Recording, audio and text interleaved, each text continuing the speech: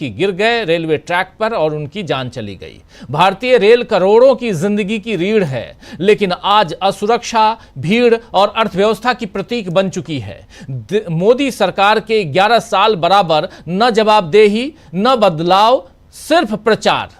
सरकार 2025 पर बात करना छोड़ अब 2047 के सपने बेच रही है। देश आज क्या झेल रहा है ये कौन देखेगा। मैं मृतकों के परिवारों के प्रति गहरी संवेदना प्रकट करता हूं और घायलों के शीघ्र स्वस्थ होने की कामना करता हूं।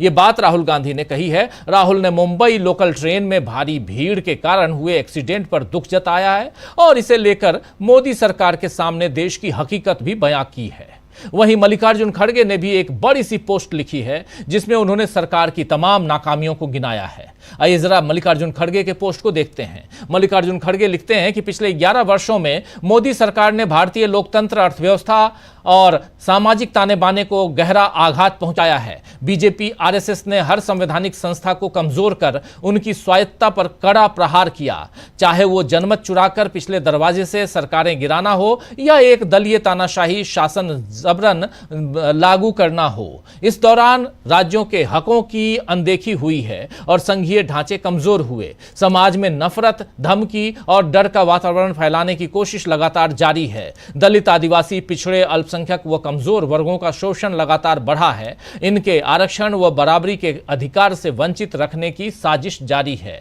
मणिपुर की न थमने वाली हिंसा भाजपा की प्रशासनिक विफलता का सबसे बड़ा सबूत है। बीजेपी आरएसएस ने देश के जीडीपी विकास दर को 5-6% की आदत डाल दी, जो यूपीए के दौरान 8% औसतन हुआ करता था। सालाना 2 करोड़ नौकरियों का वादा के बजाय युवाओं से करोड़ों नौकरियां छीनी। महंगाई से जनता की बचत 50 सालों में सबसे कम और आर्थिक असमानता 100 सालों में सबसे अधिक कर दी। नोटबंदी, गलत जीएसटी, अनियोजित लॉकडाउन और असंगठित क्षेत्र पर हथौड़ा चलाकर करोड़ों का भविष्य बर्बाद किया। Make in India, startup India, stand up India, digital India, Namami Gange, 100 smart cities सब फेल हुए। रेलवे का बंटाधार किया। केवल कांग्रेस यूपीए के बनाए गए इंफ्रा के फीते काटे। पिछले 11 वर्ष मोदी सरकार ने संविधान के हर पन्ने पर तानाशाही की स्याही रगड़ने में गंवाए हैं। ये लंबा चौड़ा पोस्ट, लेकिन बहुत महत्वपूर्ण पोस्ट, इसलिए पूरे का पूरे जो कुछ लिखा है आपके सामने रख रहा था। मल्लिकार्जुन खड़गे की ये पोस्ट है।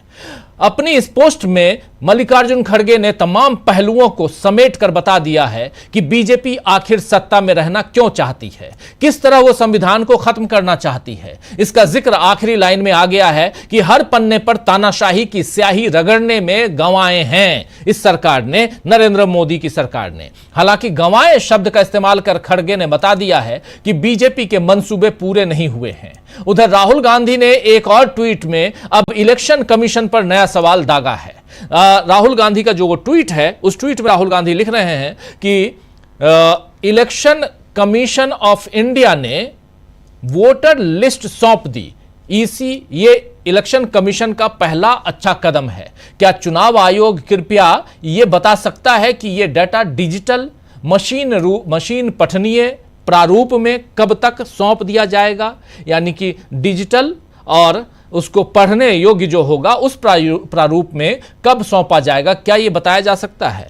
दरअसल एक इस पोस्ट के साथ उन्होंने एक अखबार की कतरन को उन्होंने साझा किया है, ये द इकोनॉमिक टाइम्स का। EC to share Maharashtra Haryana voter rolls since 2009 on Congress plea, ये है। और यहां पर एक मजेदार तथ्य यह है दोस्तों कि ये जितनी खबरें इलेक्शन कमीशन के हवाले से आ रही हैं वो या तो सूत्रों के हवाले से आ रही हैं या मनगढ़ंत आ रही हैं, या क्या कहा जाए, क्योंकि हम लोग चूंकि मीडिया के लोग हैं तो हम जानते हैं कि कैसे कई बार खबरें बनाई जाती हैं। अभी तक इलेक्शन कमीशन के जरिए, इलेक्शन कमीशन के लेटर हेड पे उनके किसी आधिकारिक हैंडल से, किसी अधिकारी के सिग्नेचर से अभी तक कुछ नहीं आया जब से राहुल गांधी ने अपना आलेख कुछ अखबारों में छपवाया है। तो इसीलिए यहां पर कांग्रेस पार्टी कह रही है कि बाकायदा आप हमें डिजिटल फॉर्मेट में डेटा दीजिए, जो हमने कोर्ट के जरिए आपसे मांगा है। आपने कोर्ट में भी कहा है कि हम देंगे, लेकिन इसमें 3 महीने का वक्त लगेगा। वो 3 महीना कब आएगा, जिसे देने में अब तक इलेक्शन कमीशन असमर्थ रहा है। लेकिन राहुल गांधी फिर भी लोकतंत्र बचाने की मुहिम में लगे हुए हैं। तो जिस तरह से राहुल और खड़गे ने बीजेपी के खिलाफ मोर्चा संभाल लिया है, उसका कितना असर बिहार पर होगा, क्योंकि बिहार में चुनाव है, 3 महीने बाद चुनाव की घोषणा हो जाएगी। क्योंकि मोदी को अब पहली चुनावी चुनौती जो है वो बिहार से ही मिलेगी, जहां चिराग पासवान पहले ही अलग लड़ने का ऐलान कर चुके हैं। कल ही आपने सुन लिया, चिराग पासवान ने कहा था कि पूरे 243 सीटों पर मैं चुनाव लड़ूंगा। यानी एनडीए बिखर रहा है। और उधर इंडिया गठबंधन 12 जून को, यानी आज से ठीक तीसरे दिन, आज 9 जून है, कल 10, परसों 11, उसके बाद 12 जून को महागठबंधन कह लें बिहार का, या इंडिया गठबंधन फिर से बैठक करने वाला है, जहां बिहार में सीट शेयरिंग पर बड़े फैसले होंगे। तेजस्वी यादव कह चुके हैं कि सरकार नहीं बनाना, हमको सरकार नहीं बनाना, बिहार बनाना है। तो सरकार नहीं बल्कि बिहार बनाना है।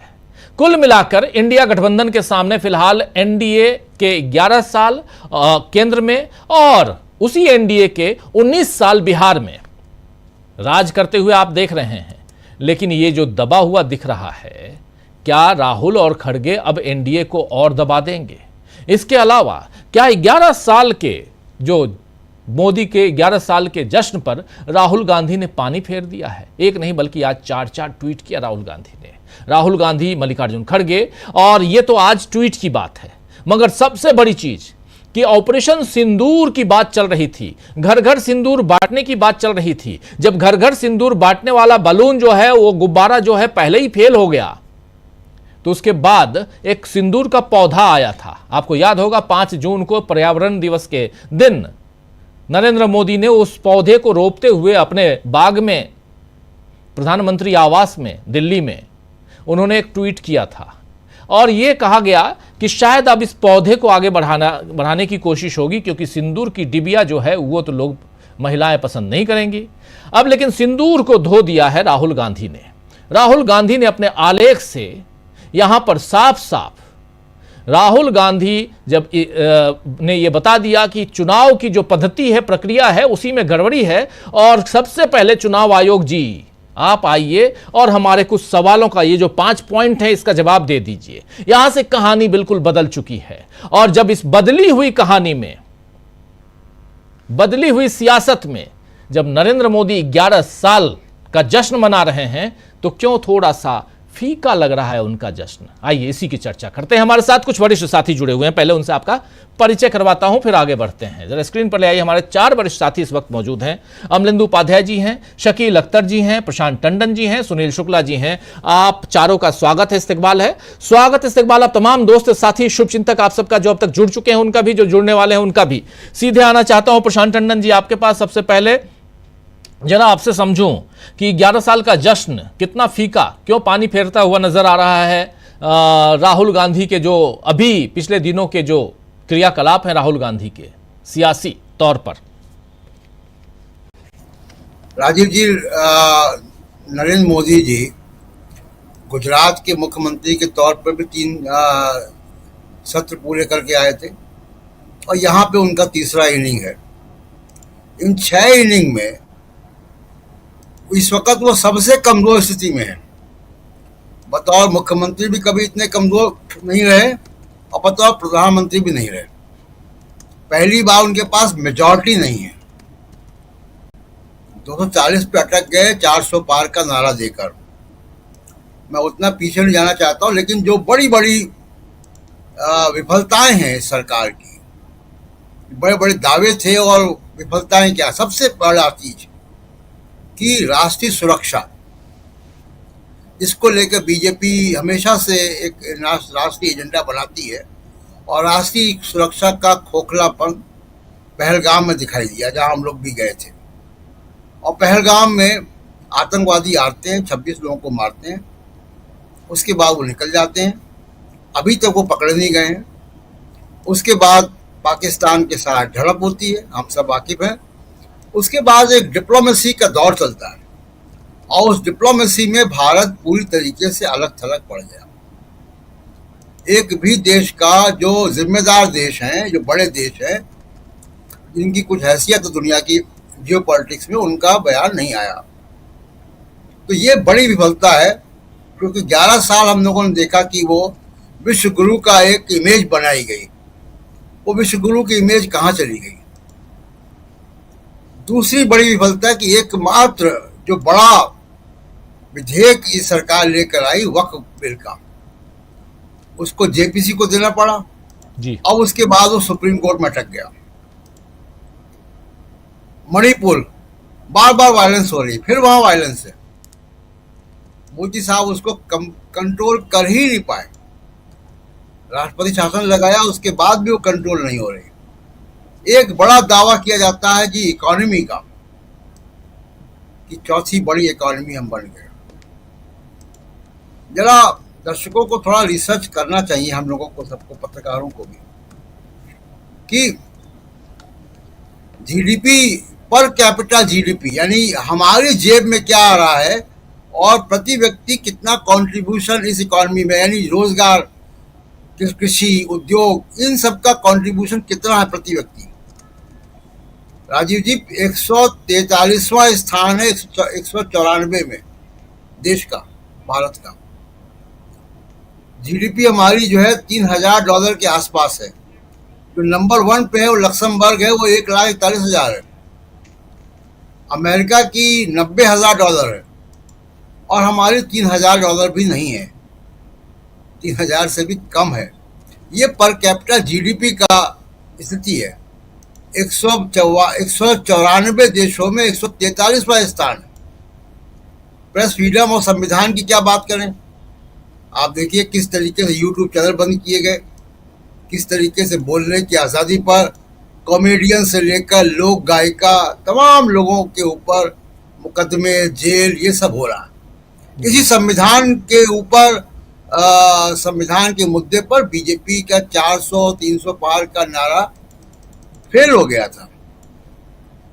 चाइना से हमारा जो स्टैंड ऑफ है, जो क्राइसिस है, बनी हुई है, उसमें एक कदम भी आगे नहीं बढ़े। तो लंबी लिस्ट है विफलताओं की। किसानों की आय दुगनी कर रहे थे, कहाँ दुगनी हो गई। तो बहुत सारे घटनाएं हैं जिसमें कि आज सुबह की रेल की घटना आप देखिए, और ये लगातार हो रही है। कुंभ मेले में भगदड़ हुई, वो देखिए आप। तो सरकार की विफलताओं की लिस्ट बड़ी लंबी है। और सबसे जो रेखांकित करने वाली बात है वो कि राजनीतिक रूप से नरेंद्र मोदी बेहद कमजोर है। और खासकर पहलगाम की घटना के बाद जिस तरीके से विश्व पटल पर ये अलग थलग हुए हैं, जिस तरीके से G7 ने पहले बुलाया नहीं, फिर बुलाया एक हफ्ते पहले, अब जाएंगे 2-3 दिन में मोदी जी वहां पे। तो ये सब कुछ ऐसा दिखा रहा है कि नरेंद्र मोदी जी तीसरे टर्म में बेहद कमजोर हैं। और इतना कमजोर है कि राहुल गांधी के जिसको राहुल गांधी 2 साल से कास्ट सेंसस को लेकर जगह जगह सभाएं कर रहे थे, जो मुद्दा उठा रहे थे, और जिसको चुनाव आयोग, चुनाव के दौरान भी राहुल गांधी ने उठाया मुद्दा, उस कास्ट सेंसस को भी मोदी जी को मानना पड़ गया। भले उसको इम्प्लीमेंट नहीं कर रहे, लेकिन यू टर्न लिया। तो इससे दिखाई दे रहा है कि मोदी साहब तीसरे टर्म में बेहद कमजोर हैं। और लेकिन वास्तविक राजनीति वो अभी भी नहीं कर पा रहे हैं। अभी भी वो ईडी, सीबीआई और गोदी मीडिया के जरिए ही राजनीति कर रहे हैं, जिससे लगता है कि वो आगे आने वाले वक्त में इसको रिपेयर नहीं कर पाएंगे जो पॉलिटिकल नुकसान हुआ है। जी राजीव जी, बिल्कुल बिल्कुल आप सही कह रहे हैं कि इसको रिपेयर नहीं कर पाएंगे। इस बीच मल्लिकार्जुन खड़गे ने 2 पन्ने का एक प्रेस रिलीज उन्होंने मीडिया के सामने रखा है और इसमें बहुत सारे सवाल मल्लिकार्जुन खड़गे ने पूछा है और साफ साफ चुनाव आयोग से। और उससे पहले चुनाव आयोग को जो उन्होंने लिखा है उसमें वो साफ साफ कह रहे हैं कि राहुल गांधी ने अभी 2-3 दिन पहले कई समाचार पत्रों के जरिए आपके सामने कुछ सवाल रखे थे चुनाव आयोग के सामने, और उसमें चुनाव की प्रक्रिया जो है वो पारदर्शी कैसे हो और अखंडता की बात, इन सब बातों को वहां रखा था उन्होंने। उसके जवाब में जो हम लोग कह रहे हैं कि तथाकथित एक चिट्ठी चुनाव आयोग से चिट्ठी आई, एक पत्र आया। हालांकि हम स्पष्ट रूप से कहते हैं कि इस पत्र की प्रामाणिकता संदिग्ध बनी हुई है, ये कह रहे हैं। जरा आना चाहता हूं शकील जी आपके पास, क्या जानकारी है मल्लिकार्जुन खड़गे राहुल गांधी के आलेख पर अब अभी से कुछ मिनट पहले 27-28 मिनट पहले मल्लिकार्जुन खड़गे ने एक ट्वीट भी किया है, इसको सोशल मीडिया के जरिए हम लोगों तक पहुंचा है, और जिसमें वो साइंड लेटर उनका पूरा 2 पन्ने का है, और उन्होंने मीडिया के जरिए सवाल पूछे हैं सीधे सीधे इलेक्शन कमीशन से। यानी ये साफ दिखाई दे रहा है कि एक तरफ आप 11 साल का जश्न मनाइए, लेकिन जश्न को हम फीका करेंगे, क्योंकि जो आपने बोया है वही तो आप काटेंगे। इसलिए सवाल यहां पे है, हम दागेंगे। जरा आपसे समझना चाहता हूं कि चल क्या रहा है कांग्रेस के अंदर खाने, क्या तैयारियां, जो कुछ आज जितनी चीजें निकल के आ रही हैं, एक तरफ धड़ाधड़ मल्लिकार्जुन खड़गे, दूसरी तरफ धड़ाधड़ राहुल गांधी, तो क्या इन दोनों ने अब मोर्चा संभाल लिया, ये कहें? जी राजीव जी, कांग्रेस ने अभी अभी एक बुकलेट प्रकाशित की है, 11 साल विकास के झूठे वादे। जो नड्डा जी ने दावे किए थे 11 साल की सफलताओं के, इस बुकलेट में एक एक पॉइंट टू पॉइंट उसकी पोल खोलने की कांग्रेस ने कोशिश की है। खासतौर से राष्ट्रीय सुरक्षा और विदेश नीति पर बड़े कड़े हमले जो हैं मोदी सरकार पे किए हैं, और मोदी सरकार के दावों का जो असलियत है वो लोगों के सामने रखी है। इसमें उन्होंने बताया है, कांग्रेस ने अपनी बुकलेट में, यह फिलहाल दोनों लैंग्वेज में आ गई है, अंग्रेजी और हिंदी में, और बाकी और सब लैंग्वेजों में भी आएगी ये, कि 2019 से 23 के बीच में कश्मीर के अंदर ही 168 नागरिक मारे गए, जहां वो कहते थे कि 370 के बाद सारी आतंकवादी गतिविधियां खत्म हो गई हैं और शांति और सुरक्षा हो गई है। 168 नागरिक और 247 सुरक्षाकर्मी। यहीं पे कांग्रेस ने पहलगाम का सवाल उठाया है कि 26 लोग मारे गए, निर्दोष टूरिस्ट, और किसने मारे आज तक कोई पता नहीं। आपकी विदेश नीति फेल हो गई, राष्ट्रीय सुरक्षा की दावे आपके फेल हो गए। इसी तरह आपने आर्थिक महाशक्ति बनने का जो दावा किया था, ये कांग्रेस कह रही है अपने बुकलेट में, 2024-25 में वास्तविक जीडीपी की वृद्धि सबसे कम है। अगर 2020-21 का वो साल छोड़ दिया जाए, कोविड वाला, जिसको गिनती में नहीं माना जाता, वो एक आर्थिक अलग तरह की बात थी, सबसे कम आपकी विकास दर है, लेकिन आप सबसे बड़े दावे कर रहे हैं। और सबसे बड़ी बात, 11 साल में आपने क्या किया? 1% आबादी के पास कुल संपत्ति का 40% है। 1% आबादी के पास कुल संपत्ति का 40%, और जबकि निचले 50% के पास, 0 से 50 नीचे से, उनके पास केवल 3% संपत्ति है, उस पर वो निर्भर है। जी, 11 साल में केवल बातें ही बातें।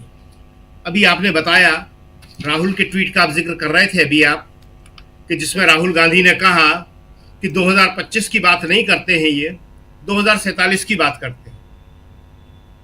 राजीव जी, 2047 की बात नहीं करते, ये 1000 साल बाद की बात करते हैं। प्रधानमंत्री मोदी ने लोकसभा चुनाव से पहले एक टीवी को दिया इंटरव्यू में 1000 साल बाद देश का भविष्य क्या होगा ये बताने की कोशिश की थी, और उसी को 2025 में, अभी अप्रैल में, पिछले महीने ही, 2 महीने पहले ही, उन्होंने सिविल सर्विस डे पे फिर दोहराया था। अब जनता इन बातों में आ सकती है तो आ जाए, 1000 साल बाद सॉरी। और कहते क्या है उनकी तरफ से, उनकी सरकार, उनके प्रवक्ता, उनके मीडिया, कि हमारे पास 2047 तक की योजना है। जैसे राहुल गांधी कह रहे थे कि 2047 की बात कर रहे हैं, 2047 तक की योजना है, 100 साल की सोच है। देखिए आप, 2047 तक की योजना, 100 साल तक की सोच, और 1000 साल तक का परिकल्पना, ख्वाब, सपना। आइए आप सपने में। तो 11 साल केवल बातों ही बातों के रहे। इन 11 साल का अगर आप विश्लेषण करेंगे, इन 11 सालों में देश को बहुत बड़ी बड़ी मुसीबतों का, समस्याओं का सामना करना पड़ा, और जो देश की पीछे की तरफ ले जाना हुआ, देश प्रतिगामी बना, जो प्रगतिशील मूल्य थे वो खत्म हुए। और सबसे बड़ी बात, भारत की राजनीति अपने तरफ है, घरेलू राजनीति हमारी, दुनिया में हम सबसे कमजोर के रूप में निरूपित हो गए। ये कभी नहीं हुआ था, ये 1000 साल में कभी नहीं हुआ था। जो 1000 साल की बात मोदी जी करते हैं जी। ये अंग्रेजों के टाइम नहीं हुआ, मुगलों के टाइम नहीं हुआ, कभी नहीं हुआ। राष्ट्रपति ट्रंप पाकिस्तान के शासकों के नेतृत्व को मजबूत नहीं बता रहे हैं, वो भारत के नेतृत्व को कमजोर बता रहे हैं। प्रकारांतर में इनडायरेक्टली वो ये कह रहे हैं। किसके लिए कह रहे हैं? पाकिस्तान के शासक ग्रेट स्ट्रॉन्ग लीडरशिप, शहबाज शरीफ के लिए, जिस शहबाज शरीफ की एक पहचान है ओनली, कि नवाज शरीफ के भाई, उनकी अपनी कोई पहचान ही नहीं है, उसको ग्रेट और स्ट्रॉन्ग बता रहे हैं? नहीं बता रहे। वो बता रहे हैं कि भारत वालों, आपका जो लीडरशिप है, आपके वाला जो है, वो बहुत कमजोर है। तो 11 साल वो कह सकते हैं, भी और दावे करेंगे, अभी तो शुरुआत हुई है इस 11 साल में। नारी शक्ति पे कल बात कर रहे थे प्रधानमंत्री, वीडियो जारी कर रहे थे। नारी पर जितने अत्याचार हुए, पहलवान महिलाओं के ऊपर, और वो बड़ी होता चला जा रहा है लगातार। इसका सारे के सारे आंकड़े आएंगे। अभी हमने बताया कि जैसे अभी कांग्रेस ने एक बुकलेट निकाली है, कांग्रेस भी करेगी ये काम, दूसरे विपक्षी दल भी काम करेंगे। मीडिया तो आज ये काम करने की स्थिति में है नहीं है, पहले ये काम मीडिया करता था। लेकिन जो सबसे बड़ी बात है कि इन 11 सालों में देश के अंदर जो है क्रूरता बढ़ी है, जो प्रतिगामी मूल्य है वो बढ़े हैं, आगे बढ़ने की ललक कम हुई है, और लोग जो है सिर्फ बातों से बहलने लगे हैं। ये देश के लिए बहुत खतरनाक है। देश की जो जिजीविषा थी, आगे बढ़ने की इच्छा थी, उसको इन्होंने तोड़ दिया। जी राजीव जी। बिल्कुल बिल्कुल बिल्कुल। मल्लिकार्जुन खड़गे ने जो अभी प्रेस विज्ञप्ति जारी की है, उसमें राहुल गांधी ने जो सवाल वहां खड़े किए थे अपने आलेख में, उसी सवाल को उन्होंने आगे बढ़ाया है, जिसमें महाराष्ट्र में मतदाताओं की अचानक संख्या कैसे बढ़ गई वो, और मतदान के जो मतदाता और मतदान के आंकड़ों में जो विसंगतियां हैं, जो उसको कि उस बारे में, फिर चुनाव आयुक्तों की नियुक्ति की प्रक्रिया, चुनाव आयुक्त नियुक्ति की प्रक्रिया को कमजोर होना, ये सारी बातें अब आज कांग्रेस अध्यक्ष ने अपने लेटर हेड पे इसे जारी किया है, और साफ साफ वो कह रहे हैं कि लोकतंत्र को मजबूत करने के लिए अगर प्रधानमंत्री या सत्ता पक्ष अगर उधर ध्यान नहीं देता है तो विपक्ष खड़ा रहेगा। कांग्रेस पार्टी राहुल गांधी के पूर्ण पारदर्शिता और संस्थागत जवाबदेही के आह्वान के साथ मजबूती से खड़ी है। चुनाव आयोग की विश्वसनीयता दांव पर है, और हम उससे आग्रह करते हैं कि वो एक तटस्थ और संवैधानिक प्राधिकरण से अपेक्षित मानकों को बनाए रखे।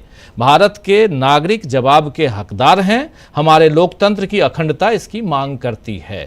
ये बात यहाँ पर मल्लिकार्जुन खड़गे लिखते हैं, जो अभी से आधे घंटे पहले उन्होंने विज्ञप्ति जारी की है। आना चाहता हूं सुनील शुक्ला जी आपके पास।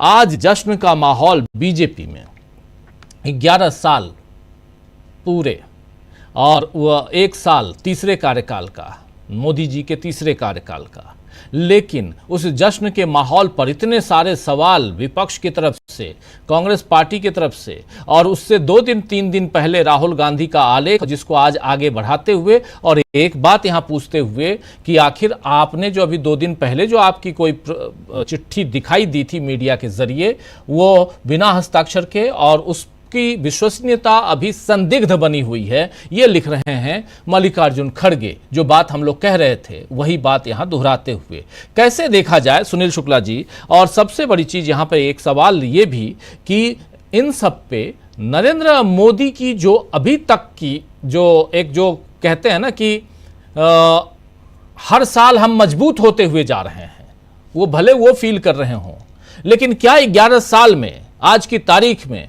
नरेंद्र मोदी इतने मजबूत हुए हैं कि सीना चौड़ा करके कह सके, 56 इंच का सीना, और कह सकें कि देखो मैं देश को 2014 में जो कहता था वो 2025 में ऑलरेडी करके दिखाया, देश को यहां से यहां पहुंचा दिया। ये दावे जो उस समय वादे थे वो दावों में तब्दील कर सकते हैं प्रधानमंत्री नरेंद्र मोदी?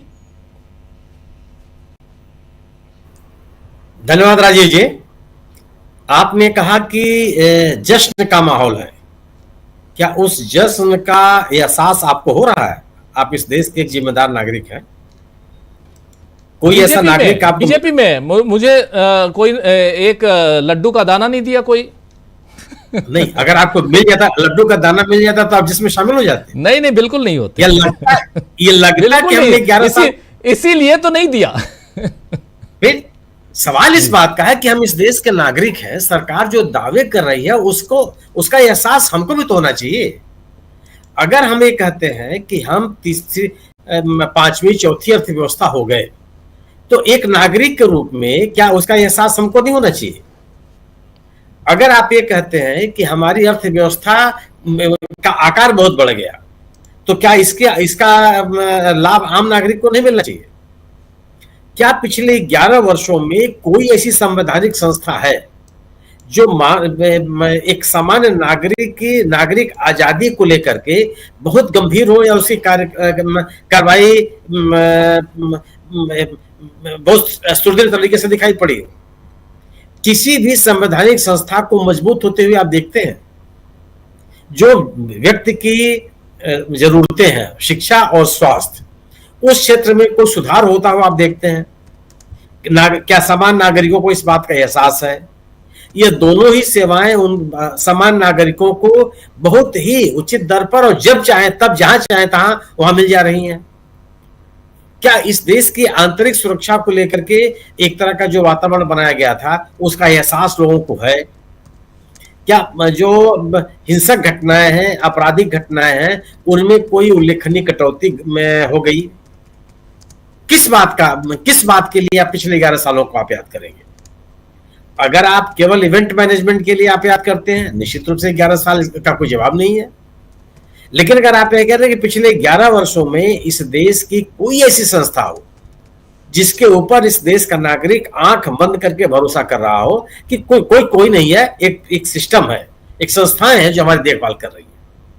आपने पिछले 11 वर्षों में राष्ट्रीय मानवाधिकार का कोई ऐसा उल्लेखनीय कार्य देखा हो जिसको लोगों को लगे, इस देश के नागरिकों को एहसास हो कि चूंकि राष्ट्रीय मानवाधिकार यहाँ इस अस्तित्व में है, एक संवैधानिक संस्था है और हमारे नागरिक अधिकार सुरक्षित रहेंगे, इसमें कोई दखलंदाजी नहीं कर सकता? क्या सरकार के द्वारा जो उत्पीड़न की कार्रवाई है, सरकारी एजेंसियों के द्वारा लोगों की जा रही है, उससे बचते हुए कोई व्यवस्था बढ़ती हुई आपको दिखाई पड़ी? आप दावे कर लीजिए, आप आंकड़े दे लीजिए, आप अच्छे अच्छे शब्दों का प्रयोग कर लीजिए, लेकिन सवाल है कि गवर्नेंस आंकड़ों से नहीं दिखाई पड़ती, उसको आम नागरिक महसूस करता है। अगर राहुल गांधी कोई सामान्य व्यक्ति तो है नहीं, और एक सामान्य व्यक्ति की चिंता सरकार को होनी चाहिए, वो तो कम से कम विपक्ष के नेता है। अगर राहुल गांधी का सवाल निर्वाचन आयोग से है तो उसका जवाब भारतीय जनता पार्टी के लोग क्यों दे रहे हैं? क्या यह शुभ संकेत है? क्या ये जो प्रवृत्ति पैदा हो रही है वो एक बेहतर भविष्य की ओर हमको आपको लेके जाती हुई दिखती है? एक बेहतर संवैधानिक व्यवस्था की तरफ हम बढ़ते हुए दिखाई दे रहे हैं? अगर विपक्ष के नेता ने कोई सवाल उठाए हैं तो सवाल के जवाब नहीं देंगे आप, और फिर ये कहा जाएगा कि कुछ लिखित रूप से पूछेंगे राहुल गांधी तो उसका जवाब देंगे। इसका मतलब ये हुआ कि लोकसभा में अगर कोई सवाल पैदा करेंगे राहुल गांधी, उसका जवाब निर्वाचन आयोग नहीं देगा, क्योंकि संसद के अंदर जो संसद से सवाल उठाते हैं कोई लिख के तो देते नहीं है। किस तरह का सवाल है ये? और आप इन जिम्मेदारियों से कैसे बच सकते हैं? और जो केवल कांग्रेस नहीं, कांग्रेस के साथ साथ इस देश के जितने भी विपक्षी दल हैं, सभी इस तरह के सवाल पैदा कर रहे हैं। आखिर कौन सी ऐसी संस्था है जिसको सुदृढ़ करते हुए ये सरकार पिछले 11 वर्षों में दिखाई पड़ी? केंद्रीय एजेंसियों का तार्किक तरीके से, बहुत ही उचित तरीके से उनका उपयोग करते हुए आप दिखाई पड़े। भ्रष्टाचार का नारा देने वाली यह सरकार आज तक सत्तारूढ़ दल के किसी नेता के खिलाफ कोई कार्रवाई करती हुई दिखाई पड़ी? वह कोई भी नेता या कोई भी व्यक्ति या कोई भी संस्था जो सत्तारूढ़ दल से जिसके साथ गांठ रहे हो, जो सत्तारूढ़ दल के संपर्क में रहे हो, अगर उनके खिलाफ भ्रष्टाचार के आरोप लगे तो क्या भारतीय जनता पार्टी की सरकार, मोदी जी की सरकार, उनके खिलाफ कोई कार्रवाई करती हुई दिखाई पड़ी? क्या आपने पिछले इस देश के 75 सालों में आपने देखा कि किसी भी बड़े उद्योगपति या किसी एक सामान्य नागरिक के खिलाफ दुनिया के किसी कोने में कोई आपराधिक मामले की शिकायत हुई हो और भारत सरकार उसका संज्ञान न ली हो? सब कुछ हो रहा है जी। अडानी जी के प्रति इस देश के, दुनिया के कितने देशों में कितने तरह के आरोप लगे हैं। केवल यूएस की बात नहीं है, बांग्लादेश ने आरोप लगाया, ऑस्ट्रेलिया ने आरोप लगाया, श्रीलंका ने आरोप लगाया, तो कई देशों ने आरोप लगाए। क्या किसी आरोप को लेकर के भारत की सरकार, मोदी जी की सरकार संजीदा नजर आई कि इनकी जांच होनी चाहिए? अगर नजर आई तो उन आरोपों के पर लिपापोती करते हुए दिखाई पड़े। जी। क्या गवर्नेंस यही है? देश को बढ़ाने का तरीका यही है? और यह सरकार, अगर आप अपनी उपलब्धियों की बात करेंगे तो एक दिन में उपलब्धि तो होती नहीं है। पिछले 11 वर्षों में ये सरकार ने जो काम किए हैं, उन कामों में एक बड़ा काम इन्होंने नोटबंदी का किया। आप क्यों नहीं चर्चा करते कि नोटबंदी से क्या हासिल हो गया? नोटबंदी का कोई नाम ले रहा है आज? जब नोटबंदी लागू हुई थी, तमाम तरह के सवाल पैदा हुए थे, तो प्रधानमंत्री जी ने क्या कहा था कि कुछ दिन हमको दे दीजिए आप। कुछ दिन कौन कहे, कोई महीने बीत गए, कई साल बीत गए की बात कर रहे हैं आप। क्या हासिल हुआ? आपने कहा था कि नोटबंदी से आतंकवादी घटनाओं पर, नक्सली घटनाओं पर रोक लग जाएगी। क्या रुक गया? काला धन वापस आ जाएगा? क्या काला धन वापस आ गया? आपने जीएसटी लागू किया, बड़े शोर शराबे के साथ जीएसटी लागू हुआ था। उस जीएसटी के लाभ आप बता सकते हैं? आपने कहा था कि एक देश एक कर। आज हालत क्या होगी कि विभिन्न राज्य सरकारें, चुनी हुई सरकारें अपने केंद्र सरकार से अपने अंश को प्राप्त करने के लिए धरना देना पड़ रहा है उनको। विधानसभा में पारित कानूनों की स्वीकृति के लिए सर्वोच्च न्यायालय का दरवाजा खटखटाना पड़ रहा है। क्या यही विकास है? विकास कहते किसको? अगर आप इसको भौतिक विकास की बात करेंगे तो आर्थिक विकास महत्वपूर्ण है। अगर वो आर्थिक विकास दिखाई पड़ रहा हो तो फिर 80 करोड़ लोगों को आप मुफ्त का अनाज क्यों दे रहे हैं? जी, किसके लिए दे रहे हैं? और क्या वह, अगर आप अपने नागरिकों की चिंता न करके केवल कारपोरेट की चिंता करेंगे तो उसका विकास मान लिया जाएगा? ये कहीं दुनिया में होता है क्या? आप कहते हैं कि आपका जीडीपी का आकार बढ़ गया, पर जीडीपी के में आप अपने महंगाई का भी तो हिस्सा जोड़िए।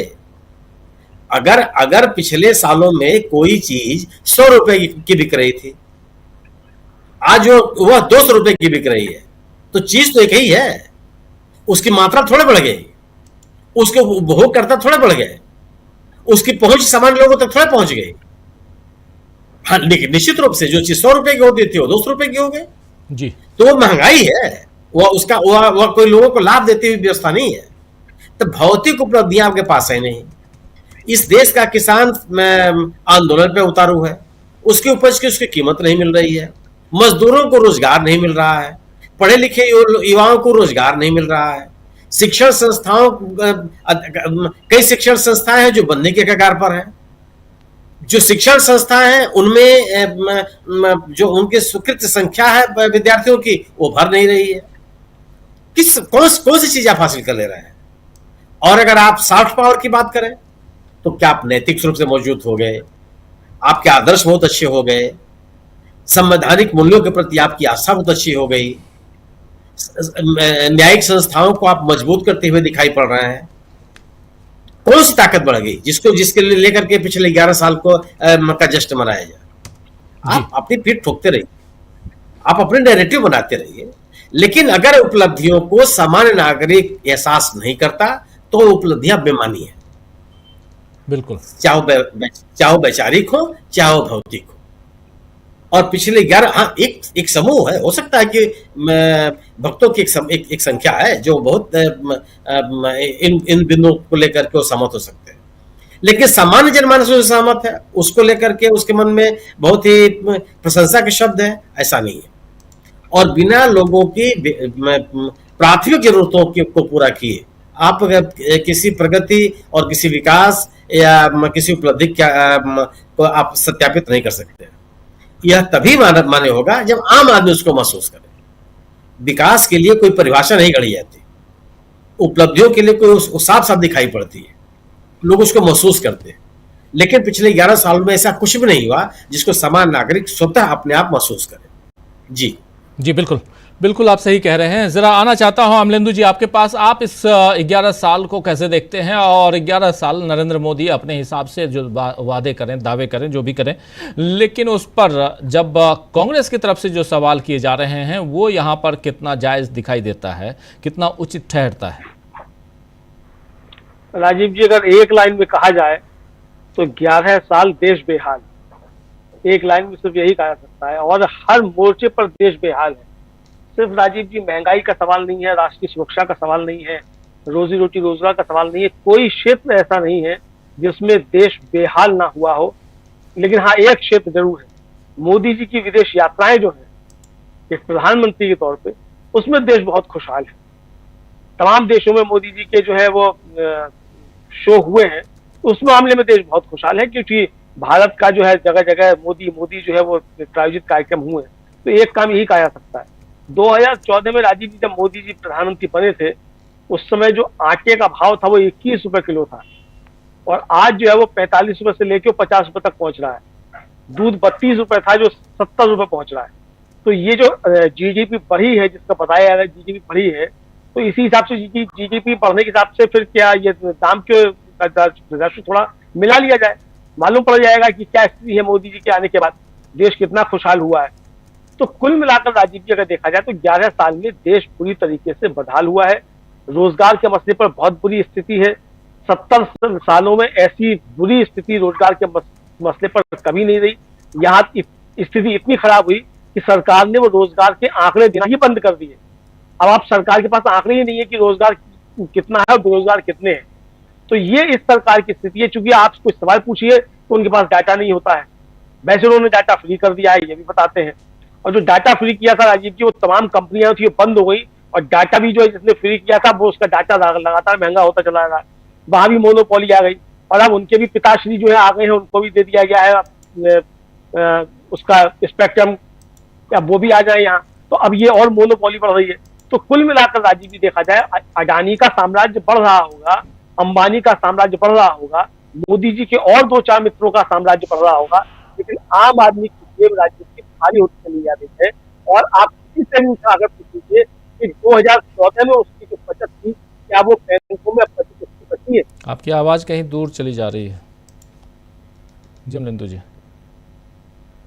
जी, तो मैं ये कह रहा हूँ कि जो 2014 में बचत थी, वो बचत जो है अब वो कहीं बची ही नहीं है। और जो नई नीतियां बन रही है तमाम, वो ऐसी नीतियां बन रही है कि आम आदमी के पास बचत के लिए कुछ बचेगा भी नहीं।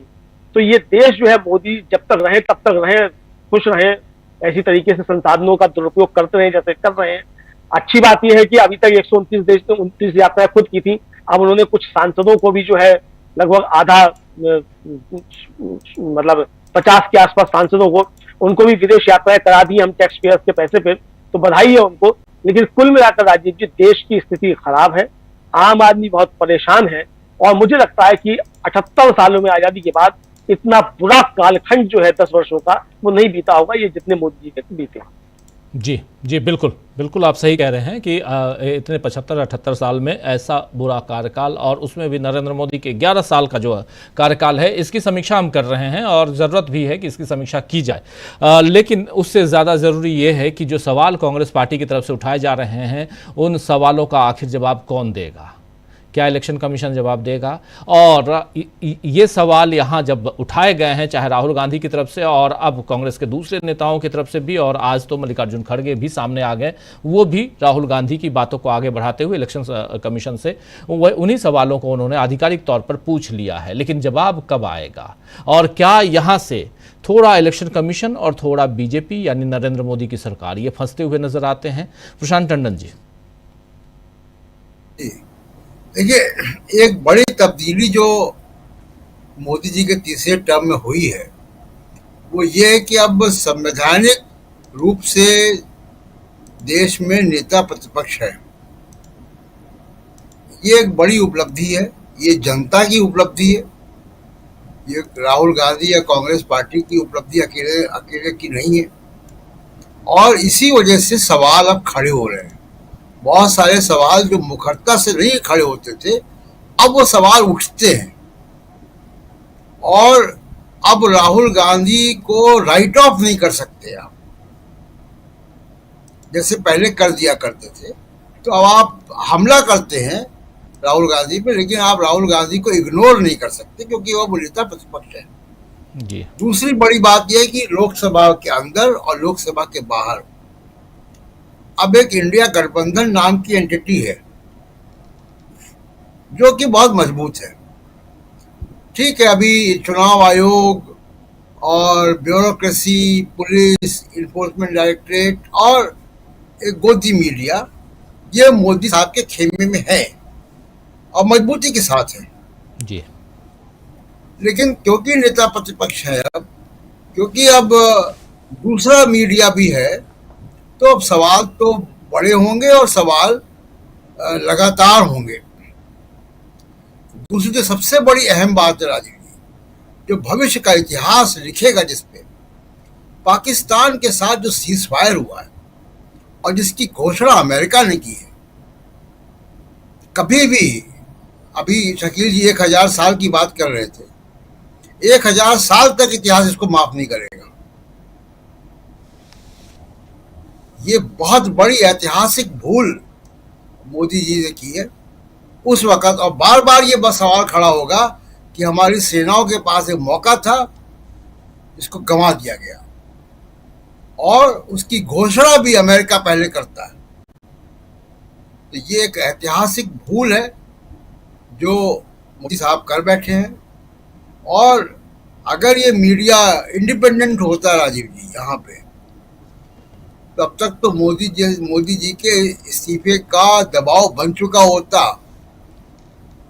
और अभी भी मुझे नहीं मालूम है कि सितंबर में जब 75 साल के हो जाएंगे उसके बाद आरएसएस क्या कदम उठाता है, अभी ये तय नहीं है।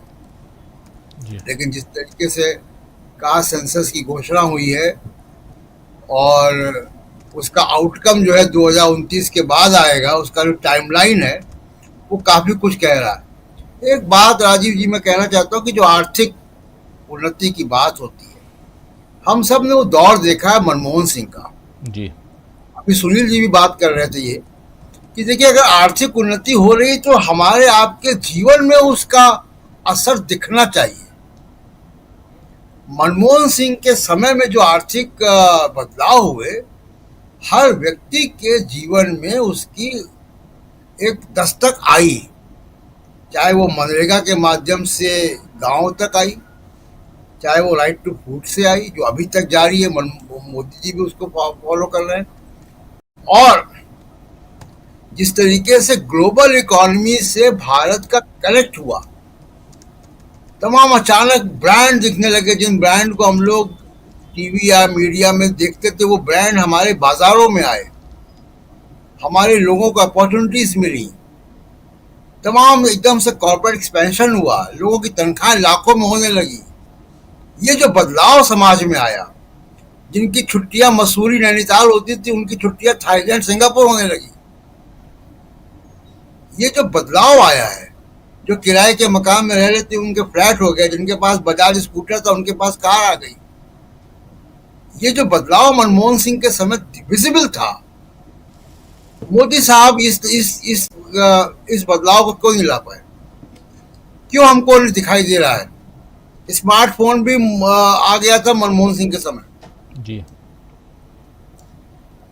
मनमोहन सिंह के समय भी हम जिस तरीके से अभी बात कर रहे हैं, वो बात करते थे जूम पे या दूसरे या स्काइप में। वो ठीक है, टेक्नोलॉजी के साथ और नए ऐप आ गए, वो टेक्नोलॉजी बाहर की है, हमारी नहीं है।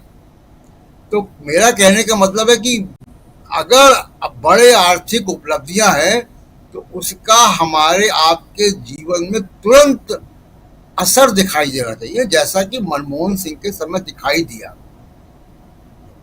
एक लेटरल एंट्री आपको याद होगा, फैसला हुआ था, यूपीएससी ने विज्ञापन भी निकाल दिया था जी, वही 10 ज्वाइंट सेक्रेटरी 45 पोजीशंस का, उसको वापस लेना पड़ा। सामाजिक न्याय की राजनीति ने एक शेप ले लिया है और ये मोदी जी के लिए, भविष्य की राजनीति के लिए एक रुकावट है, आरएसएस के लिए रुकावट है। इसका इस साल 100 साल हो रहा है। तो सामाजिक न्याय की, और इसके लिए राहुल गांधी को क्रेडिट जाता है कि उन्होंने सामाजिक न्याय का जो राजनीति थी, जो कि क्षेत्रीय दलों के हाथ में थी, चाहे वो समाजवादी पार्टी हो या आरजेडी हो या जेडीयू हो, इस तरीके की पार्टियों के हाथ में थी, उसको नेशनल लेवल पे राहुल गांधी लेकर आए।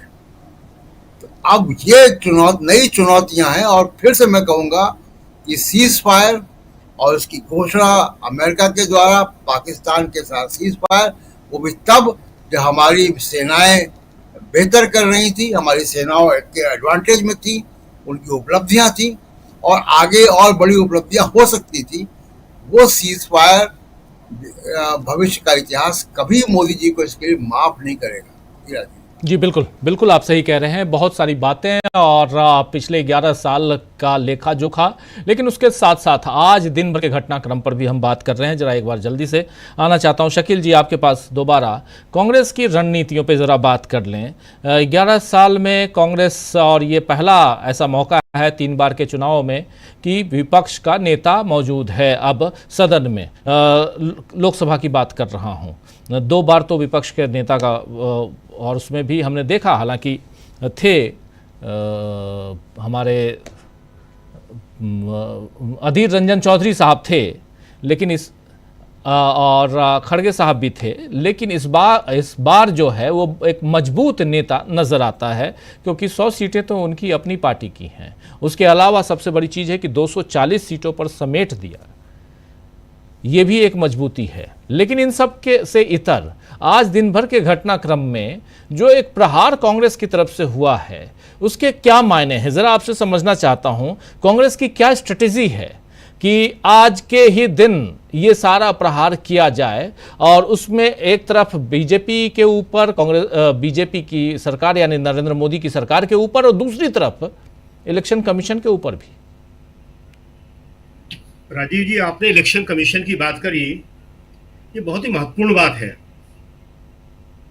आज राहुल गांधी के जिस ट्वीट की चर्चा हो रही है कि उन्होंने कहा है कि बहुत अच्छा ये डिसीजन रहा है वोटर रोल्स के देने का। देखिए, ये कितनी महत्वपूर्ण बात है, हम इसको थोड़ा सा समझाने की कोशिश करते हैं। राहुल गांधी इस बात को लगातार क्यों कह रहे हैं और इसका क्या प्रभाव पड़ता है। 2018 में मध्य प्रदेश में विधानसभा के चुनाव हुए थे जी, ये आपको याद होगा, तब से इस पे लिख रहे हैं और जब भी यहाँ मौका मिलता है तो यहाँ बोलते हैं। वो हमारे दर्शकों को मालूम होना बड़ा जरूरी है। 2018 में जब मध्य प्रदेश में विधानसभा का चुनाव था, तो उस समय जो वोटर लिस्ट थी वो टेक्स्ट पीडीएफ फॉर्म में थी। कांग्रेस ने उनको देख के, पढ़ के चुनाव आयोग से कहा था कि इसमें तो डुप्लीकेट वोटर बहुत है, फर्जी वोटर है बहुत बड़ी तादाद में, और जैसा कि चुनाव आयोग करता है उसने मना कर दिया कि नहीं, कोई नहीं है। लेकिन जब कांग्रेस ने लगातार दांव डाला, 2018 की बात है ये, तो उसे 24 लाख वोटर हटाना पड़े, और नतीजा क्या हुआ, 2018 में कांग्रेस विधानसभा का चुनाव जीत गई 2003 के बाद पहली बार। अब आप देखिए कि जो कांग्रेस और बीजेपी को वोट मिले, 2 ही पार्टियां हैं वो, उन वोटों में अंतर कितना था, 47,927 का, 50,000 का अंतर भी नहीं था।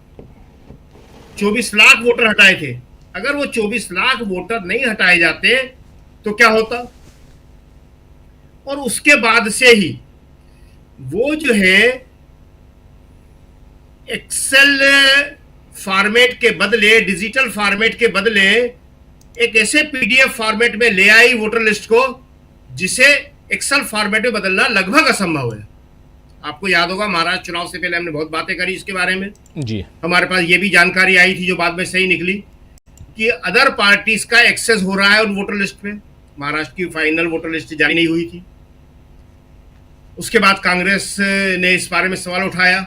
तो आज कांग्रेस यही कह रही है कि इसको एक्सेल फॉर्मेट में, ऐसे डिजिटल फॉर्मेट में उपलब्ध कराया जाए जिससे हम उसे आराम से डाउनलोड कर सके और पढ़ सकें। ये उसने मुश्किल बना दिया है 2018 के बाद। ये सबसे बड़ा खेल है। केवल 47,000 वोटों के फर्क से कांग्रेस जीत गई थी, सरकार बना ली थी अपनी। 1-1.5 साल रही कमलनाथ की सरकार। अगर वो 24 लाख वोटर कांग्रेस के दबाव से मध्य प्रदेश में नहीं हटाए जाते तो तब भी नहीं बनती। तो ये जो बात है ये सबसे इंपॉर्टेंट है, और अगर इस बार ये काम हो जाएगा कांग्रेस के दबाव से, विपक्ष के दूसरी पार्टियों के दबाव से, तो ये एक बहुत बड़ी बात हो जाएगी। और इसके बाद चुनाव आयोग को काम तो वही करेगा, ये सारे के सारे पूरी तरह टूल है। हालांकि मोदी जी बहुत कमजोर हुए और आप देखेंगे कि धीरे धीरे तमाम संवैधानिक संस्थाओं पे इसका असर पड़ना शुरू होगा। आज की तारीख में मोदी जी जितने कमजोर हैं उतने कभी नहीं थे। और दूसरी सबसे खास बात कि अब उनके वापस उभरने का कोई संकेत दिखाई नहीं दे रहा है।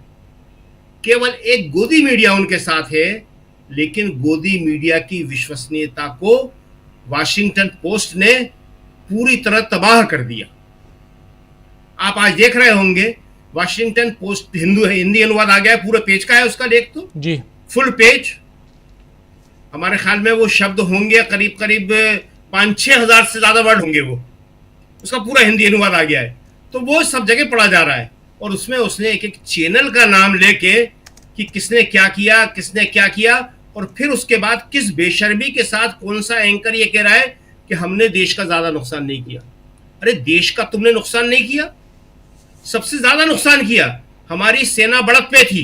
देखिए होता क्या है कि जब सेना एक क्षेत्र में अच्छा काम कर रही है और उसे खबर मिलती है कि दूसरे क्षेत्र में तो रावलपिंडी में कब्जा हो गया, लाहौर पे कब्जा हो गया, पाकिस्तान के सेनाध्यक्ष को गिरफ्तार कर लिया, तो वो जो अच्छा काम करने वाला सेक्टर होता है दबाव में आ जाता है।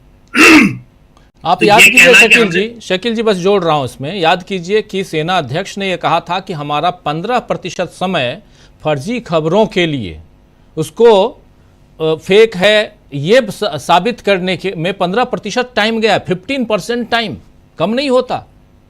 राजीव जी बहुत रोक के बोला है उन्होंने, वो 15% नहीं था, वो बहुत बड़ा प्रतिशत था। अभी हमने कुछ जगह बात करी है, आपको बताते हैं, हम किसी दिन इस पे बोलेंगे। और कुछ सीनियर जनरल होंगे उसमें आर्मी के। ये देखिए ये सारा काम, इनमें से जितने भी आज एंकर हैं, हमें नहीं मालूम कौन बॉर्डर पे गया है, किसने वो सारे के सारे चीजें कवर की हैं, देखी हैं। ये आर्मी मना करती है कि देखिए बड़ा चढ़ा के मत लिखिए, अच्छा काम हो रहा है। अगर आप एक सेक्टर, हम एक ही सेक्टर में जा सकते हैं ना जी, एक सीमा पे है ना हम सॉरी, वहां के बारे में हम लिख रहे हैं और वहां बड़ा चढ़ा के लिखेंगे तो दूसरे क्षेत्र में उसका रिएक्शन होगा। आज तो सोशल मीडिया है, रात भर इन्होंने वो काम किया था, ये पूरी रात, और उसका रिएक्शन क्या होता है कि दूसरे वाले अब बेकार में दबाव में आ जाते हैं। इन्होंने देश के साथ बहुत बड़ा धोखा किया था इन एंकरों ने। ये आज कह रहा है, एक एंकर ने कहा कि मैंने कोई ऐसा नहीं किया और गलती सबसे हो जाती है, और हमने क्या करा, देश सेवा ही तो कर रहे थे। देश सेवा नहीं कर रहे थे आप। और ये हमने जो बताया आपको, ये आर्मी के जनरल बोल रहे हैं, और आप देख रहे होंगे धीरे धीरे टीवी में बोलना उन्होंने शुरू कर दिया है, उनके लेख आने लगे हैं। बहुत सारे रक्षा विशेषज्ञ जो है बहुत कठोर शब्दों का उपयोग करने लगे हैं। आप याद कीजिए कि इस संघर्ष से पहले तक वो सारे जनरल और रक्षा विशेषज्ञ जो है करीब करीब सरकार समर्थक थे, होते हैं, कोई बुराई नहीं है उसमें। कुछ उसमें मोदी समर्थक भी हो गए थे, हो जाता है, लेकिन आज वो सब के सब उन सारी चीजों को एक्सपोज कर रहे हैं। बहुत बड़ा धोखा हुआ है देश के साथ, बहुत बड़ा धोखा। सेना बढ़त पे थी, एडवांटेज था, सब कुछ अच्छा हो रहा था, आप झूठे प्रचार में लग गए जिसकी कोई जरूरत नहीं थी। वॉशिंगटन पोस्ट की ये जो एक तथ्यात्मक रिपोर्ट है, जो उसने बहुत सारे लोगों से बात करके लिखी है, इसने गोदी मीडिया को तबाह कर दिया। तो हम ये जो कह रहे थे कि सिर्फ और सिर्फ एक गोदी मीडिया मोदी जी के साथ लगा हुआ है। आप कल्पना कीजिए, गोदी मीडिया लोग कहते थे कि 1 हफ्ते को मुझे मिल जाए और इतने दिन को मिल जाए, और एक दिन भी ना हो अगर, तो क्या हाल हो, एक दिन सॉरी, ये जो 11 साल का जश्न हो रहा है सिर्फ गोदी मीडिया पे हो रहा है। सच्चाइयां अभी जो प्रशांत जी बता रहे थे, बहुत अच्छी बात बता रहे थे। हम 2 बातें इसमें और जोड़ते हैं, सिर्फ छोटी सी। अभी इसी टाइम, शाम का टाइम है, कोई भी किसी मॉल में चला जाए, देख ले कितना सूनापन है। और आज मंडे है, खैर कल संडे था, इससे पहले सैटरडे था, जिसमें मॉल भरा रहता है, खाली पड़े थे। दूसरी बात, मॉल छोड़ दीजिए आप, ये छोटे छोटे स्टॉल सड़क के दोनों तरफ लगे रहते हैं खाने पीने के। शाम को लड़के लड़कियों की भीड़ लगी रहती थी, जहां पे बहुत सारी चीजें मिलती हैं खाने पीने की। उनसे बात करके देख ले, पता नहीं लोग बात नहीं करते क्या। हम तो कल भी बात कर रहे थे मद्दा है भारी लोग कहते हैं, मंदी है, खर्चे नहीं निकल रहे हैं। तीसरा जो होता है, जो हमारे मोहल्ले की दुकानें होती हैं, कॉलोनी की होती हैं, किराने की, उन पे जाके देख ले, पूछ ले।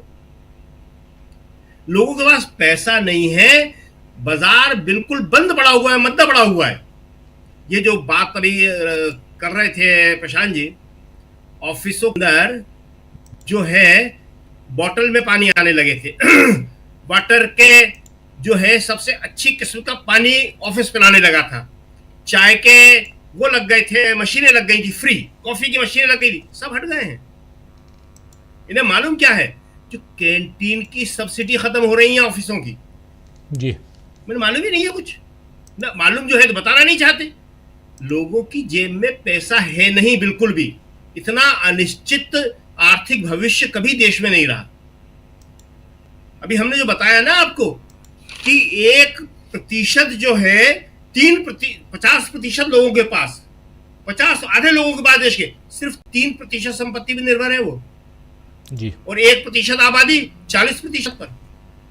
हालत कहां जा रहे हैं? सिर्फ बातें ही बातें। अभी जो 12 लाख का इन्होंने कहा था, जिसपे इतना शोर मचाया कि टैक्स पे छूट दे दी हमने, वो अभी लागू नहीं हुई है इस बार। जो अभी भरने जा रहे हैं, रिटर्न भरने जा रहे हैं 2025 में, जो 1 अप्रैल से शुरू हो रहा है, और वो अपने सीए से जाके लड़ रहे हैं कि साहब मोदी जी ने कहा है। उसने कहा साहब अभी कुछ भी नहीं आया है, और वो न होगा, वो जो होगा वो 2025 और 26 में होगा जाके। कहले साहब हम तो सोच रहे थे कि 12 लाख हमारा टैक्स फ्री हो गए। कहले भाई साहब नहीं हुआ, सब झूठ। हमने बताया ना, कांग्रेस ने आज जो एक बुकलेट निकाली है 11 साल विकास के झूठे वादे, उसमें उसने बताया कि जो नई जनरेशन, इसको अमृत पीढ़ी कह रहे हैं। ये लिखा है मोदी जी ने, अमृत पीढ़ी। शिक्षा और स्वास्थ्य दो एक सेक्टर में जो तबाह हो चुके हैं पूरी तरह। घोषित करते हैं कि आईआईटी इतने और एम्स इतने, टीचर नहीं है, खाली पड़े हुए हैं। स्थितियां राजीव जी बहुत ज्यादा खराब है। लेकिन समस्या यह है कि अब मीडिया उसको दिखा रहा है, लोग भरोसा कर रहे हैं, लेकिन हम आपको बता रहे हैं कि ये भरोसा बहुत दिनों तक कायम रहने वाला नहीं है, वो लगातार टूट रहा है। और इसके लिए फिर वही बात है कि जैसा आपने कहा, अभी आप कह रहे थे कि हम लोग भी कई चीजें बड़ा चढ़ा के बता देते हैं, कई चीजें कह देते हैं कि ये कर दी। थोड़ा काम ज्यादा करना पड़ेगा विपक्ष को, कांग्रेस को। वो बहुत सही तरीके से अभी आपको हम पहुंचा देंगे। वो जो बुकलेट आई है जी, आप भी पढ़ के, आपका भी पहला यही होगा, किसी और बेहतर तरीके से निकाला जा सकता था, ऐसी भाषा में, ऐसे तथ्यों के साथ, जो लोगों को तत्काल प्रभावित करे। तो ये सब चीजें बहुत जरूरी हैं। आपने कहा कि वो लेख राहुल गांधी का छपा था, जिसपे अभी मल्लिकार्जुन खड़गे भी लिख रहे हैं। अच्छी बात है लिखना राहुल गांधी का, मगर आप कहां लिख रहे हैं, किसके लिए? उसके बाद का आपने इंडियन एक्सप्रेस देख लिया होगा, किस तरह खुद खोज खबर करके, खुद अपने आदमी लगा के वो राहुल गांधी को गलत साबित कर रहा है। बहुत देखिए, स्थितियां बहुत गंभीर है। किसी छोटी बात को लेके हम करते हैं क्योंकि हमारा ये काम है, क्योंकि हम जनता के प्रतिनिधि हैं हमारी पत्रकारिता जनता के लिए है, इसलिए हमें कई बातें कहना पड़ती हैं, कई बातें करना पड़ती हैं। हमारी पत्रकारिता किसी के लिए नहीं है। अभी जिस अखबार का जिक्र हो रहा था, हमने लिखा भी, जो पूरी तरह दक्षिणपंथी, सांप्रदायिक, प्रतिगामी अखबार है हिंदी का, वो एक अखबार मिला इन्हें राहुल गांधी का लेख छपवाने के लिए। बहुत विवाद हुआ उसके ऊपर। उन्होंने पूरी हमें लिस्ट पहुंचाई कि हमने इसमें लिखा है। हमने कहा पर इसमें क्यों? जवाब नहीं आया। फिर हमने आज बताया कि अभी वो सारी चीजों के पीछे पड़े थे, आज प्रेमचंद के पीछे पड़ गए। आज मतलब कल संडे को उन्होंने प्रेमचंद के खिलाफ एक पूरा लेख लिख दिया, अभी हमने उसको लिखा है। हर प्रगतिशील चीज के पीछे वो पड़े हुए हैं और आप उसको वैधता प्रदान कर रहे हैं। राजीव, समस्या ये है कि आप उसे सर्टिफाई कर रहे हैं। अगर आप उसको सर्टिफिकेट दे देते हैं तो उसकी ताकत बढ़ती है। गलत को गलत कहना सीखना पड़ेगा। गोदी मीडिया को आप जिस तरह से आपका भी प्यार उसके ऊपर उड़ेला जाता है, वो आपको ही नुकसान करेगा। हमें आपको नहीं करेगा वो नुकसान, वो आपको ही नुकसान करेगा। आप गोदी मीडिया के प्रति जरूरत से ज्यादा स्नेह उड़ेलते हैं, लेकिन वो गोदी मीडिया आपका वफादार नहीं होगा, आपके काम में नहीं आएगा। वो आपको छोड़ दीजिए, हम आपकी चिंता भी नहीं करते, जनता के काम नहीं आएगा। वो देश के काम नहीं आएगा। आज लड़ाई देश की और जनता की है, दो चीजों की। देश की स्थिति भी कमजोर हो रही है, खराब हो रही है, और जनता की हालत तो बहुत ही खराब है। जी राजीव जी। बिल्कुल बिल्कुल, जनता के लिए जो भी सरकार रहे, जनता के प्रति अगर वो वफादार है तो देश आगे बढ़ेगा, ये तय है। लेकिन कौन कितना वफादार है वो सामने दिखाई देता है। पिछले 11 साल से नरेंद्र मोदी की सरकार है। नरेंद्र मोदी की सरकार ने 11 सालों में किया क्या है, इसका लेखा जोखा वो खुद भी पेश कर रहे हैं, अपनी पीठ थपथपा रहे हैं। लेकिन कांग्रेस पार्टी और विपक्ष के नेता उनकी जो पीठ की थपथपाहट की जो गूंज है उसको थोड़ा कम करने की कोशिश में लगे हुए हैं, और उसमें वो बता रहे हैं कि कैसे, चाहे वो लेख के ज़रिए या अपने ट्विटर पर या सोशल मीडिया पर जो वक्तव्य है उस जो जारी कर रहे हैं उसके ज़रिए वो बता रहे हैं कि कैसे यहाँ पर नरेंद्र मोदी पिछले कई सालों से अपने ही दिए हुए वादों से पिछड़ते जा रहे हैं और वहाँ पर कहीं ना कहीं देश को पीछे ले जा रहे हैं। ज़रा आना चाहता हूँ जल्दी से सुनील शुक्ला जी आपके पास, और आपसे समझूं कि क्या यहाँ पर मीडिया का रोल, जिसके बारे में शकील जी कह रहे थे, उस रोल पर भी थोड़ी सी बात ज़रूर करेंगे। लेकिन जब मुद्दों की बात करें, और पिछले 1 साल में अगर इसे 1 साल का ही जो तीसरा टर्म है, छोड़ देते हैं 11 साल की बात, 1 साल में नरेंद्र मोदी कहाँ पहुँचे, और विपक्ष चूंकि मजबूत हुआ है पिछली बार से, यानी 2 लोकसभा चुनाव में 2014-2019 के लोकसभा चुनाव को छोड़ के सीधा 2024 के बाद देश की सियासत में विपक्ष का रोल, देश की सियासत में सत्ता पक्ष का रोल, जरा उसको डिकोड करने की कोशिश करें।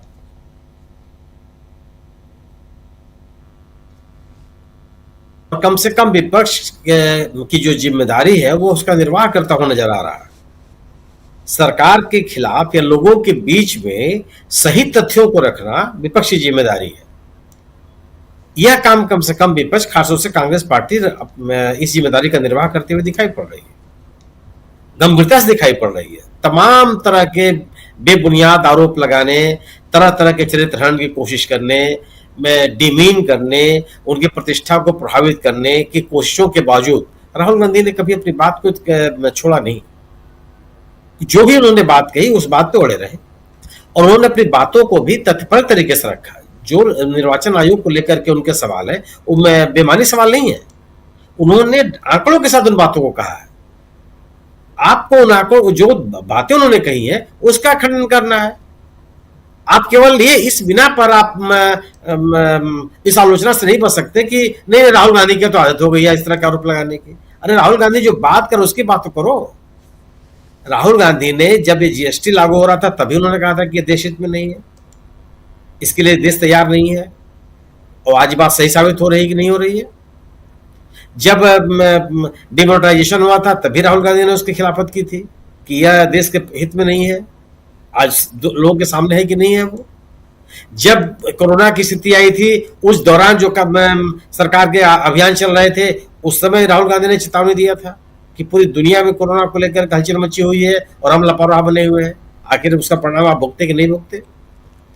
राहुल गांधी ने कृषि कानूनों को लेकर के सरकार का विरोध किया, आखिर सरकार को उसको वापस लेना पड़ा कि नहीं लेना पड़ा। लगातार राहुल गांधी जाति जनगणना की बात करते रहे। उनका हमेशा से कहना रहा है कि सामाजिक सशक्तिकरण ही देश को आगे ले जा सकता है। भारतीय जनता पार्टी के नेताओं ने, सरकार के लोगों ने किस तरह से उनके मजाक उड़ाए, देश को बांटने का आरोप उनको लगाया, समाज को तोड़ने का आरोप लगाया, जातिवादी राजनीति करने का आरोप लगाया। क्या क्या नहीं कहा गया उनको। आखिर सरकार वहां आई कि नहीं आई, वो जाति जनगणना के लिए तैयार हुई कि नहीं हुई। सवाल यह है कि अगर विपक्ष के नेता के रूप में राहुल गांधी की जो जिम्मेदारियां हैं, राहुल गांधी उन जिम्मेदारियों का निर्वाह करते हुए दिख रहे हैं।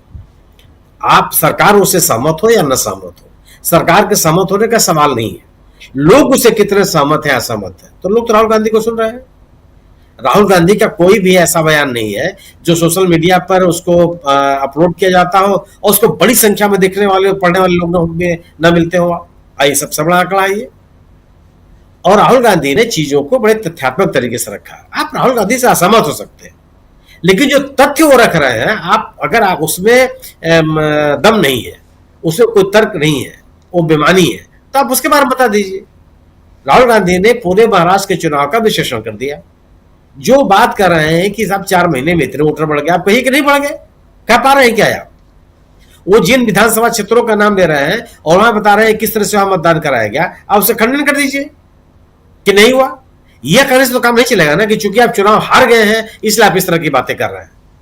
चूंकि जब परिणाम आ गया था उसके तत्काल बाद कांग्रेस ने कोई टेक्निकल बात मत कीजिए आप। चुनाव परिणाम के तत्काल बाद अगर आपके सामने शिकायतें नहीं आई या उन चुनाव परिणामों को लेकर के अदालतों में पिटीशंस दाखिल नहीं हुए, इसका मतलब ये नहीं हुआ कि जो राहुल गांधी आरोप लगा रहे हो बेमानी है। आपको ये राहुल गांधी की बातों को कमजोर करने का यह आधार नहीं हो सकता। राहुल गांधी अगर कह रहा है कि 2+2=4, तो आपको बताना पड़ेगा कि 2+2=4 होता है कि नहीं होता। ये गलत कर रहे हैं, 2+2 5 होता, आप ये बता दीजिए। लेकिन अगर आप उनके तथ्यों को अगर पलट कोई बात नहीं कहेंगे तो आपकी बात में कोई दम नहीं है। और चरित्र हनन करके आप अपनी राहुल गांधी की बातों को कमजोर नहीं कर सकते। राहुल गांधी ने जितने भी सवाल उठाए हैं एक विपक्ष के नेता के रूप में, और इनकी बातों को आप मीडिया की बात आपने की, मीडिया के लोग ने तो अपनी विश्वसनीयता खुद ही खराब कर ली, जिसको आप मेन स्ट्रीम मीडिया कहते हैं। आप कम से कम आज भी लगातार 2-4 ऐसे लोग मिलते हैं जब जिनसे आप बात करेंगे वो कहते हैं हमने टीवी देखना बंद कर दिया। क्यों बंद कर दिए भाई? अरे उस बकवास है, उससे कुछ नहीं आता जाता। एक ही बात को गलत लगता है, घुमा फिरा के बात करते रहते हैं जी। आखिर आप जो इन जो मेन स्ट्रीम मीडिया के तरफ से सोशल मीडिया पे जो चीजें अपलोड की जाती है उनको देखने वाले कितने लोग हैं? आप सबके सामने तथ्य है ना। इसको तो आप इसकी कोई बहुत इसमें कोई शोध करने की आवश्यकता नहीं है। लेकिन जो लोग भूमिका अदा कर रहे हैं, सवाल यही है, और ये स्थिति उनकी भूमिका के कारण ही आ गई। आप युद्ध के दौरान कभी भी क्या युद्ध देश से पहली बार हुआ है क्या? 1948 में हुआ, 1962 में हुआ, 65 में हुआ, 71 में हुआ, आतंकी हमले 2001 में हुए, 2008 में हुए। कब इस तरह का माहौल बनाने की कोशिश किया था मीडिया ने? एक जिम्मेदारी पूर्ण, मतलब संसद पे हुआ जो अटैक था उसको तो मीडिया के लोगों ने अपनी आंख से देखा। आप तो और किसी बात को चलिए आप कह सकते हैं कि जो ब्रीफिंग होती है उसमें आप देखते, उस घटना को तो एक मीडिया के बड़े समूह ने अपनी, कभी इस तरह के एग्जैजरेटेड बयान नहीं दिए गए, ऐसे तथ्य नहीं रखे गए जी। लेकिन सवाल है ना कि अगर आप तथ्यों के साथ या केवल एक अलग तरह का नैरेटिव बनाने की कोशिश करेंगे जिससे सत्तारूढ़ दल को फायदा हो, तो फिर आप अपनी विश्वसनीयता दांव पे लगाते हैं। और पिछले 11 सालों में कम से कम इस देश की मेन स्ट्रीम मीडिया ने अपनी प्रतिष्ठा को दांव पे लगा दिया। आज लोग आपकी बात पे यकीन नहीं करते, आपकी बातों को कहते हैं कि लोग कहते हैं ये कि इसमें कितना तथ्य है कितना तथ्य नहीं है, इसको और एजेंसी से भी देखना पड़ेगा। जो एक फार्मूला होता था हम लोग जर्नलिज्म का कि एक तथ्य को कम से कम 2 जगह 3 जगह से उसको क्रॉस चेक कीजिए, सब खत्म है। अपनी तरफ से बातें करते रहिए, जो माने आप सब आप कहते रहिए। और जो नैरेटिव बनाने का कोशिश किया गया मीडिया के, दरअसल बिना मजबूत आधार के आपका नैरेटिव टिक नहीं सकता। 11 सालों से यह हमेशा ये बताया जाता रहा है कि प्रधानमंत्री नरेंद्र मोदी जी के कारण दुनिया में देश का डंका बज रहा है। जब डंके की आवाज सुनने का वक्त आया तो डंका कहां गायब हो गया? आज जिस समय संघर्ष की स्थिति पैदा हुई, आखिर हमारे साथ कौन देश खड़ा हुआ? कोई कह सकता है कि आखिर डंका कहां चला गया? क्या हो रहा था पिछले 11 वर्षों में? किस तरह की विदेश नीति चलाई जा रही थी, किस तरह की कूटनीति चलाई जा रही थी, कैसे संबंध बनाए जा रहे थे, और उन संबंधों का क्या यही असर होना था कि जब बात आई तो कोई हमारे साथ खड़ा ना हो?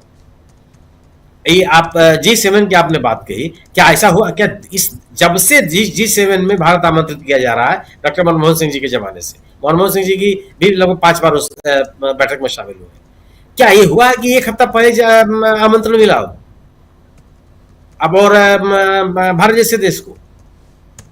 कोई यहां तक कि पिछले साल ही जो इटली में आमंत्रण मिला था वो कम से कम 6-7 महीने पहले मिल गया था। और जो बातें कर रहे हैं कनाडा के राष्ट्रपति, क्या वो नई बातें हैं क्या? भारत एक बड़ा बाजार है, बड़ी जनसंख्या, क्या अचानक हो गया? ये तो सर्वविदित तथ्य है। जब जिस समय वो यूक्रेन को आमंत्रित कर रहे थे, जिस समय वो ऑस्ट्रेलिया को आमंत्रित कर रहे थे, जिस समय वो साउथ अफ्रीका को आमंत्रित कर रहे थे, उस समय भी यही आंकड़े भारत के साथ थे। तब तो आपने भारत को नहीं याद किया जी, 1 हफ्ते पहले आपने याद किया। और हम इस स्थिति में आ गए कि एक हफ्ते पहले दिए गए आमंत्रण को भी स्वीकार करने की हालत में आ गए। यह स्थिति कम से कम पिछले 2014 के पहले नहीं थी, और 2014 के पहले भी द्विपक्षीय संबंधों में चाहे अंतर्राष्ट्रीय मंचों पर भारत पूरी दमदारी के साथ अपनी बात करने की स्थिति में होता था। जी बिल्कुल सुनील जी, 11 सालों में हमें कोई ऐसी चीजें हासिल कर ली हो जो जिसपे हम आप गर्व कर लें या जिसका हम सीधे सीधे एहसास कर लें, ऐसा कुछ भी नहीं। सरकार केवल आंकड़ों की बाजीगरी कर रही है, वो कितना लोगों को अपील करेगी? मुझे लगता है कि विपक्ष के द्वारा जो सवाल पैदा किए जा रहे हैं वो ज्यादा गंभीर है। जी बिल्कुल बिल्कुल सही आप कह रहे हैं। और देखते हैं 11 साल अब पूरे हो गए और 1 साल इधर का भी पूरा हो गया, लेकिन इस 1 साल में नरेंद्र मोदी ने क्या दिया देश को और देश ने क्या पाया या खोया, ये तो आप और हम सब अच्छी तरह से जानते हैं। इस पर और भी चर्चा आने वाले समय में हम करेंगे, लेकिन इस चर्चा को यहीं समाप्त करने की इजाज़त चाहता हूँ। बहुत बहुत शुक्रिया सुनील जी आपका, बहुत शुक्रिया प्रशांत जी, बहुत बहुत शुक्रिया शकील जी और अमलेंदु उपाध्याय जी, आप सबका बहुत शुक्रिया, बहुत धन्यवाद इस चर्चा में बने रहने के लिए। आप तमाम साथियों, आप सबका भी शुक्रिया अदा करता हूँ। मुबारक मुंशी साहब, हिरजी पटेल साहब, अल्लाह हमारे साथ बने हुए हैं, बनी हुई हैं ज्योति, शिव कुमार पारिक साहब हैं और मुबारक मुंशी साहब हैं, मुकेश जी हैं हमारे साथ, इमरान जी हैं, ज्योति